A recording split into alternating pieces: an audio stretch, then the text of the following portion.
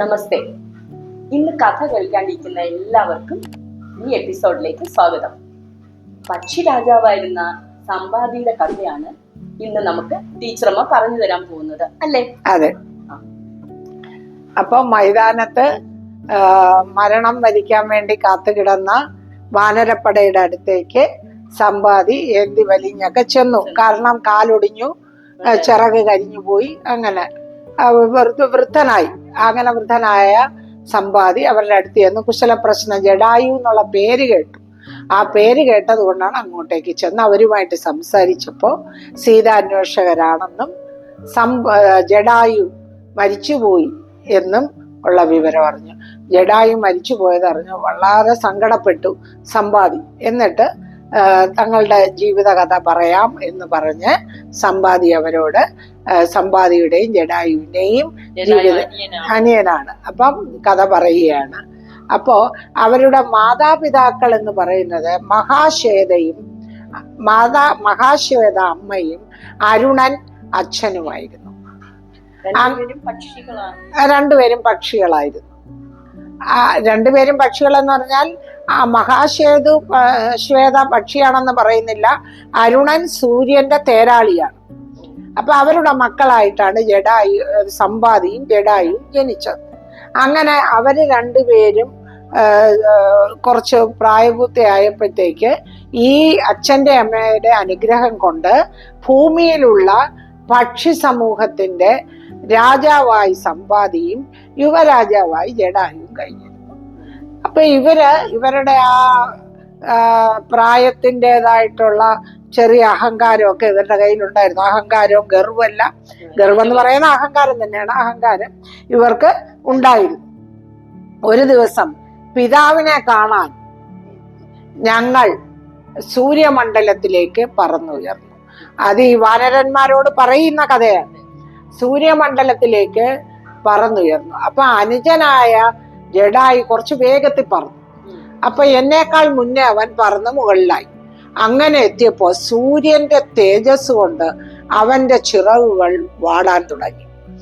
ഉടൻ തന്നെ സമ്പാദി കുറച്ചുകൂടി ശക്തിയെടുത്ത് പറന്ന് ചെന്ന് തന്റെ അനുജന്റെ ചിറകുകൾ സംരക്ഷിക്കാൻ വേണ്ടി ജഡായുവിന്റെ മുകളിൽ ചിറക് വിടർത്തി നിന്നു. സൂര്യന്റെ താപമേറ്റ് കഴിഞ്ഞാൽ അറിയാമല്ലോ. അപ്പൊ ജഡായുവിന്റെ ചിറകുകൾ കരിയേണ്ടതായിരുന്നു. പക്ഷേ അവനെ രക്ഷിക്കാൻ വേണ്ടി ഞാൻ എൻ്റെ ചിറകുകൾ വിടർത്തി നിന്നു. അങ്ങനെ നിന്നപ്പോ അവൻ ചാകാതെ, അവന്റെ ചിറക് കരിയാതെയും താണ് ഭൂമിയിലേക്ക് വന്നു. എന്നാൽ സമ്പാദിയുടെ ചിറക് കരിഞ്ഞ് അവൻ മഹാഗിരിയിൽ വന്ന് വീണു. ആ മഹാഗിരിയിൽ വന്ന് വീണപ്പോ കാല് ഒടിഞ്ഞു. അപ്പൊ പറക്കാനും വയ്യ, നടക്കാനും വയ്യ. അങ്ങനത്തെ ഒരു അവസ്ഥയിലേക്ക് സമ്പാദി വന്നു. അപ്പോ തന്റെ അനുജനോടുള്ള സ്നേഹക്കൂടുതൽ കൊണ്ടാണ് അവന്റെ ചിറകുകൾ കരിയാതെയും അവൻ ആപത്ത് വരരുതെന്ന് കരുതിയത്, അല്ലേ? അപ്പൊ അതേപോലെയുള്ള കരുതലുകള് തന്റെ അനുജനെ നല്ല വഴിക്ക് നയിക്കണം, താൻ അതിന് മാതൃകയാകണം എന്ന് എന്റെ കൂട്ടുകാരും വിചാരിക്കണ്ടേ? തീർച്ചയായിട്ടും വിചാരിക്കണം. ഈ ഓരോ കഥകളിലും ഓരോ ഗുണപാഠങ്ങൾ ഉണ്ടാകും. അപ്പോ അങ്ങനെ സമ്പാദി ഇവരുമായിട്ട് ഇങ്ങനെ സംസാരിച്ചിരുന്ന സമയത്ത് മഹേന്ദ്രഗിരിയിൽ വന്ന് വീണു. അവിടെ ഗുഹയില് ഒരു മഹാമുനി ഉണ്ടായിരുന്നു, നിശാകരൻ എന്ന് പറഞ്ഞൊരു മഹാമുനി. അദ്ദേഹത്തിന്റെ സേവകനായിട്ട് സമ്പാദി അവിടെ ഇങ്ങനെ കഴിഞ്ഞു കൂടി. സമ്പാദി വൃദ്ധനായി, ഒന്നും ചെയ്യാൻ പറ്റാത്ത അവസ്ഥയായി. എങ്കിലും ആ മുനിവരൻ, ആ മഹർഷി ഭാവിയെ പറ്റി പറയാൻ കഴിവുള്ള ആളായിരുന്നു. അങ്ങനെ ഭാവിയെ പറ്റി പറഞ്ഞ സമയത്ത് പറഞ്ഞു, ഇവന് ഈ സമ്പാദിയെ പറഞ്ഞു കേൾപ്പിച്ചു, സീതാ അന്വേഷകരായിട്ട് കുറച്ച് വാനരന്മാർ ഇവിടേക്ക് വരും. അപ്പോ ഞാൻ സീത ഇരിക്കുന്ന സ്ഥലം അവർക്ക് പറഞ്ഞു കേൾപ്പിച്ചു കൊടുക്കണം. അതോടുകൂടി എൻ്റെ ആരോഗ്യം വീണ്ടും പഴയതുപോലെ ആകും എന്ന് പറഞ്ഞിട്ടുണ്ട്. അപ്പൊ എന്ത് ചെയ്തു? സമ്പാദിയുടെക്ക് ആ ഇങ്ങനെയുള്ള പൂർവ്വകഥകളൊക്കെ ആ മുനീന്ദ്രൻ പറഞ്ഞപ്പോ പറഞ്ഞു, ഇവിടെ സീതാന്വേഷകരായിട്ട് വാനരപ്പട വരും, അപ്പം അവർക്ക് സീത എവിടെയാണെന്നുള്ള വിവരം നീ പറഞ്ഞു കൊടുക്കണം. അങ്ങനെ പറഞ്ഞു കൊടുക്കുമ്പോ നിനക്ക് പഴയ ആരോഗ്യമെല്ലാം വീണ്ടും കിട്ടും എന്ന് പറഞ്ഞു. അതിനുശേഷം സമ്പാദി വാനരന്മാരുടെ സഹായത്തോടെ ജടായുവിന്റെ ശേഷക്രിയകളൊന്നും ആരും ചെയ്തിട്ടില്ല, ശേഷക്രിയകളൊക്കെ ചെയ്ത് സന്തുഷ്ടനായ പക്ഷിശ്രേഷ്ഠൻ ഉടലൊന്ന് നിവർത്ത് തല ഉയർത്തി മറുകര കാണാതെ കിടക്കുന്ന സമുദ്രത്തിലേക്ക് ഒന്ന് നോക്കി. മനസ്സിലായില്ലേ? അങ്ങനെ ആ ദക്ഷിണ മഹാസമുദ്രത്തിൽ നോക്കിയപ്പോൾ സുബേലം എന്ന് പറയുന്ന ഒരു പർവ്വതമുണ്ട്, സുബേലം. അതിന്റെ ഉന്നത തലമാണ് ലങ്ക. മനസ്സിലായില്ലേ? പർവ്വതത്തിന്റെ ഉന്നത തലമാണ് ലങ്ക. ആ ലങ്കയുടെ മധ്യത്തിൽ രാവണന്റെ രാജധാനി, അതിന് അടുത്ത് അന്തപുരം, അന്തപുരത്തിന് സമീപത്തില് അശോകവനം അല്ല അശോക ഉദ്യാനം. ആ അശോക ഉദ്യാനത്തിൽ ശിംശിപ വൃക്ഷത്തിന്റെ ചുവട്ടിൽ സീതാദേവി ഇരിക്കുന്നുണ്ട്. അപ്പൊ തന്റെ ആരോഗ്യം വീണ്ടെടുത്ത് സമ്പാദി ആ മഹാസമുദ്രത്തിലേക്കൊന്ന് നോക്കിയപ്പോഴാണ് സുബേലം എന്നുള്ള ആ മഹാപർവ്വതം കണ്ടതും അതിന്റെ മുകളിൽ ലങ്ക ഇരിക്കുന്നതും ലങ്കയുടെ മധ്യത്തിൽ രാവണന്റെ കൊട്ടാരത്തിനടുത്ത് അന്തപുരത്തിനടുത്ത് ഉദ്യാനം, അശോക ഉദ്യാനം. ആ ഉദ്യാനത്തിൽ ശിംശിപ വൃക്ഷത്തിന്റെ ചുവട്ടിൽ സീത ഇരിക്കുന്നതായിട്ടും കണ്ടു. ഇതെല്ലാം സമ്പാദി പറഞ്ഞു കൊടുത്തു. ആർക്ക് പറഞ്ഞു കൊടുത്തു? വാനരന്മാർക്ക് പറഞ്ഞു കൊടുത്തു. അപ്പൊ ഈ വിവരങ്ങളെല്ലാം സമ്പാദി പറഞ്ഞു കൊടുത്തതോടെ സമ്പാദിയുടെ ആരോഗ്യം വീണ്ടെടുത്തു. എന്നിട്ട് ഒരു കഥ കൂടി സമ്പാദി പറഞ്ഞു. ആ കഥ എന്താണെന്ന് വെച്ചാല്, ഒരിക്കൽ രാവണൻ അളകാപുരിയിൽ നിന്ന് ഒരു രാക്ഷസ സുന്ദരിയെ മോഷ്ടിച്ചു. അവളെയും കയറ്റിക്കൊണ്ട് പുഷ്പക വിമാനത്തിൽ കൊണ്ടുപോയി. ഇടയ്ക്ക് വെച്ച് സമ്പാദി തടഞ്ഞിട്ട് പുഷ്പക വിമാനം തല്ലി തകർത്തു. ഈ രാവണന്റെ തലയിലിരുന്ന കിരീടം തല്ലി താഴെയിട്ടു. രാവണന്റെ ഖഡ്ഗം വലിച്ചെടുത്ത് സമുദ്രത്തിലെറിഞ്ഞു. അങ്ങനെ ഒരു രക്ഷയുമില്ല. പക്ഷേ ഈ പുഷ്പക വിമാനം തല്ലി തകർത്തെങ്കിലും അത് വീണ്ടും പഴയതുപോലെ ആയി വന്നു. അപ്പോ രാവണന് മനസ്സിലായി, രാവണന്റെ കിരീടം പറിച്ചു കളഞ്ഞു, രാവണന്റെ ഖഡ്ഗം ദൂരെ കൊത്തിയെറിഞ്ഞു. അങ്ങനെയൊക്കെ സംഭവിച്ചപ്പോൾ രാവണൻ സമ്പാദിയുമായിട്ട് സഖ്യം ചെയ്തു. ഇനി സമ്പാദി രാവണനെ ഉപദ്രവിക്കില്ലെന്നും രാവണൻ സമ്പാദിയെ ഉപദ്രവിക്കില്ലെന്നും അന്യോന്യ സഖ്യം ചെയ്തു. അതുകൊണ്ട് രാവണനെ എതിർക്കാൻ ലങ്കയിലേക്ക് വരാൻ സമ്പാദിക്ക് കഴിയില്ല എന്നുള്ള വിവരം സമ്പാദി വാനരപ്പടയെ അറിയിച്ചു. അപ്പൊ സമ്പാദിയുടെ ഈ എപ്പിസോഡില് നമ്മളിപ്പോ കേട്ടല്ലോ, സമ്പാദി എന്താ തനിക്ക് അങ്ങോട്ട് വരാൻ പറ്റാത്തതൊന്നും വാനരന്മാർക്ക് എല്ലാ കാര്യങ്ങളും പറഞ്ഞു മനസ്സിലാക്കി കൊടുത്തു. ഇതില് എനിക്ക് വളരെ അധികം മനസ്സിൽ വളരെ അധികം ഇഷ്ടപ്പെട്ട ഒരു സംഭവം, സ്വന്തം സഹോദരനോട് തന്റെ ചിറകൾ കരിഞ്ഞു പോയാലും തന്റെ സഹോദരനെ സംരക്ഷിക്കുക, തന്റെ അനുജനെ സംരക്ഷിക്കുക എന്നുള്ള ആ ഒരു മനോഭാവം, ശരിക്കും പറഞ്ഞാൽ നല്ലൊരു ഗുണപാഠമാണ്. എനിക്ക് ഇതിന്റെ ഇടയ്ക്ക് ചേച്ചിയോട് പറയാനുള്ളത്, ഒരു ടീച്ചറായി എത്രയോ വർഷം കുട്ടികളെ കാണുകയും പഠിപ്പിക്കുകയും ഒക്കെ ചെയ്തിട്ടുള്ളതാണല്ലോ. പ്രിൻസിപ്പൾ ആയിരുന്നു, റിട്ടയർ ആയ.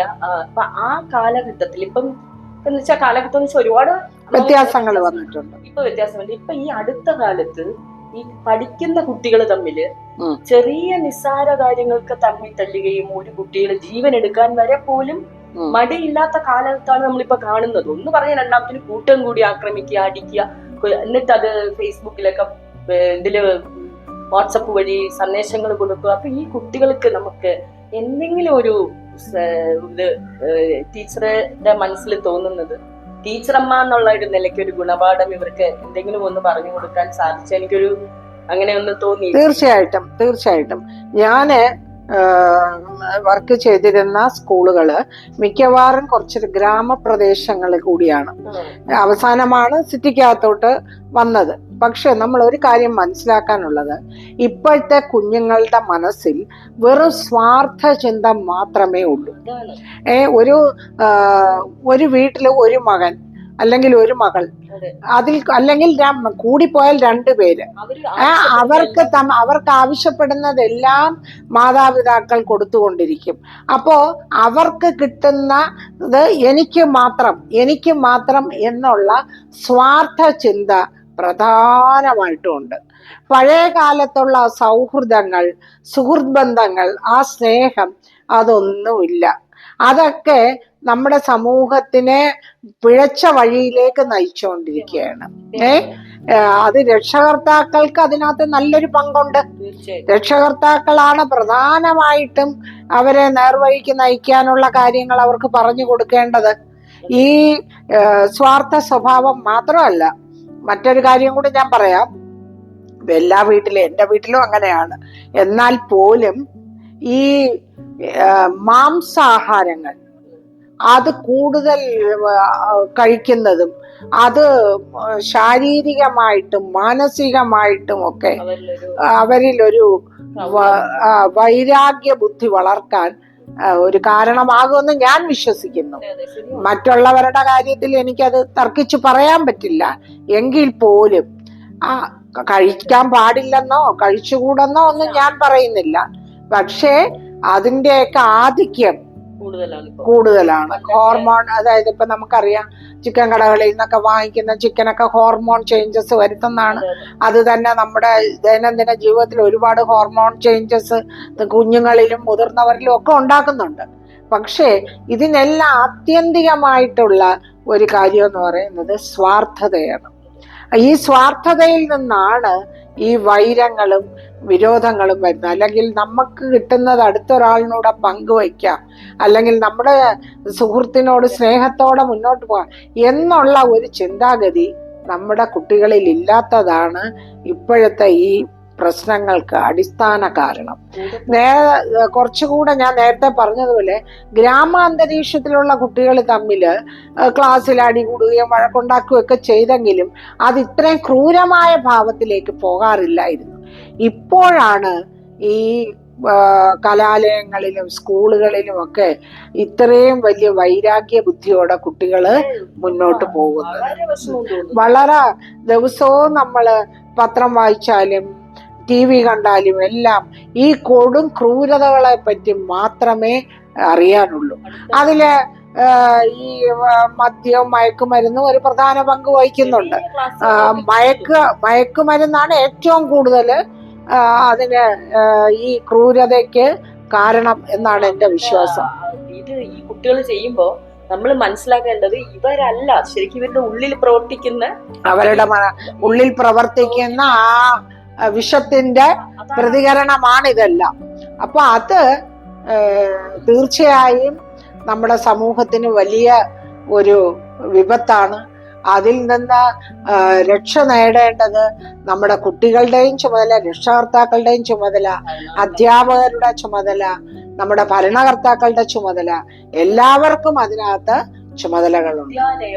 വിദ്യാലയം അങ്ങനെ ഒരു അന്തരീക്ഷം ആ പഠിക്കാനാണ് ഈ പേരൻസ് ഇത്ര കഷ്ടപ്പെട്ട് വരിക. അപ്പൊ അത് ഏത് നിലകളിലേക്ക് അവരെ എത്തിക്കാമെന്ന് വേണം നോക്കാൻ. അല്ല, അത് മാത്രമല്ല, ഇപ്പോഴത്തെ കുട്ടികൾക്ക് പോക്കറ്റ് മണി, അവർ ചോദിക്കുന്നതിനെല്ലാം പണം. അപ്പൊ ആ പണമൊക്കെ ദുർവിനിയോഗം ചെയ്യാൻ അവർക്കൊരു ചാൻസ് ആണിത്. അല്ലേ? പണ്ടൊന്നും അങ്ങനെയൊന്നും കൊടുക്കൂല.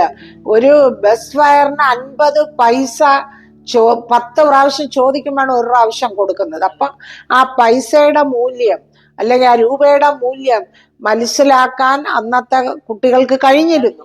ഇപ്പൊ ഇന്ന് എനിക്കത് വേണം അല്ലെ ഇത് വേണമെന്ന് പറഞ്ഞാൽ അതിന്റെ അപ്പുറം വാങ്ങിച്ചു കൊടുക്കുന്ന രക്ഷകർത്താക്കൾ. അത്രത്തോളം അവർ കഠിനമായി അധ്വാനിക്കുന്നുണ്ട്. പക്ഷെ അധ്വാനത്തിന്റെ ഫലം വിപത്താണെന്നുള്ളത് അവര് മനസ്സിലാക്കുന്നില്ല. കുറച്ചുകൂടെ നല്ല നിലയിൽ എന്നും ഇവരെ ഒന്ന് ഗൈഡ് ചെയ്യാനും ഒക്കെ തീർച്ചയായിട്ടും സ്കൂളുകളില് ഒരു 10 വയസ്സ് മുതലുള്ള പെൺകുട്ടികൾക്കും ആൺകുട്ടികൾക്കും ഇതിനൊരു ട്രെയിനിങ് കൊടുക്കേണ്ടത് വളരെ വളരെ അത്യാവശ്യമാണ്. രക്ഷകർത്താക്കൾക്കും ഇതിനോടൊപ്പം ഒരു ക്ലാസ് അറ്റൻഡ് ചെയ്യുന്നത് അവർക്കും അത് സഹായകമായിരിക്കും. അടുത്ത കാലത്ത് എനിക്ക് അറിയുന്ന ഒരു ടീച്ചറോട് ഞാൻ ഇങ്ങനെ സംസാരിച്ചു. അപ്പൊ ഞാൻ പറഞ്ഞു, ടീച്ചർ ഇത് എന്താണ് ഇങ്ങനെയൊക്കെയുള്ള, എനിക്ക് അറിയുന്ന ഒരു സ്കൂളുമാണ്. അപ്പൊ പറഞ്ഞു, എന്ത് ചെയ്യാനാണ്, എനിക്കൊക്കെ പറയുന്നതിന് ഒരു പരിധിയുണ്ട്. ഞാൻ ടീച്ചർ പറഞ്ഞു, അതിന് ഇപ്പൊ പഠിപ്പിക്കുന്ന പറയായിരുന്നു, നമ്മൾ എന്തെങ്കിലും ഒന്ന് ശാസിച്ചു കഴിഞ്ഞാൽ അടുത്തത് നമ്മൾക്ക് പേപ്പറും അതിനുള്ള വിശദീകരണവും ഉടൻ ഇതായി. പണ്ടത്തെ കുട്ടികളെ അടിക്കാൻ പറ്റില്ല, അപ്പൊ തന്നെ പേരൻസ് വരും, മീഡിയ വരും, ചാനൽസ് വരും, പത്രങ്ങൾ വരും. അപ്പൊ അടിക്കുക എന്നല്ല, അവരെ ഗുണദോഷിക്കാൻ പോലും പറ്റില്ല. ആ ഒരു നിലയിലേക്ക് വരുന്നതാണ് എനിക്ക് തോന്നുന്നു. കുട്ടികൾക്ക് ഇപ്പൊ കൂടുതൽ സമയവും ഞാൻ മനസ്സിലാക്കിയിട്ടുള്ളത്, കുട്ടികൾ വീട്ടിൽ അച്ഛനമ്മമാരെ കാണുന്നതിനേക്കാളും ഒരുപാട് അവരുടെ സമയം അവര് സ്കൂളിൽ ഗുരുക്കന്മാരുടെ കൂടെയാണുള്ളത് അല്ലേ. അപ്പൊ ആ ഗുരുക്കന്മാർക്കാണ് അവരെ കുറിച്ച് കൂടുതൽ മനസ്സിലാക്കാൻ പറ്റുന്നത്. ഇവര് ആ വൈകുന്നേരം വരും, ട്യൂഷൻ കഴിയും, വരും, ഭക്ഷണം കഴിക്കും, കിടന്ന് ഉറങ്ങി, രാവിലെ പോവുകയാണ്. അപ്പൊ അവരിൽ എന്തൊക്കെ ഗുണങ്ങളുണ്ട്, എന്തൊക്കെ ദോഷങ്ങളുണ്ട് നാം മനസ്സിലാക്കാൻ കഴിയുന്നത് അധ്യാപകരാണ്. പക്ഷേ ഞാൻ ഒരു പരിധിക്കപ്പുറം നമുക്ക് അവരെ ശാസിക്കാനോ ഒരടി കൊടുക്കാനോ പറ്റാത്ത ഒരു കാലഘട്ടത്തിലേക്കാണ് നമ്മൾ നീങ്ങിക്കൊണ്ടിരിക്കുന്നത്. മോളൊക്കെ പഠിക്കുമ്പോ വന്ന് പറയും, അമ്മ ഇന്ന് ടീച്ചർ. അപ്പൊ ഞാൻ പറയും, ഇങ്ങനത്തെ ഒരു കാര്യം ഇവിടെ പറയുന്നത്, ഗുരുക്കന്മാര് നിങ്ങൾ നന്നാവാനാണ് പറയും. ഒരു പ്രാവശ്യം ആ കുട്ടി വന്ന് പറയുള്ളൂ, പിന്നെ പറഞ്ഞിട്ടില്ല. നിങ്ങൾ നന്നാവാനാണ്. പണ്ട് നമ്മൾ ഉമിത്തിയില് മറ്റേ ഗുരുവിനെ ഇത് അതൊക്കെ പറഞ്ഞു അവരെ മനസ്സിലാക്കി കൊടുത്തിട്ടുണ്ട് പണ്ട് കാലത്ത്. തീർച്ചയായിട്ടും.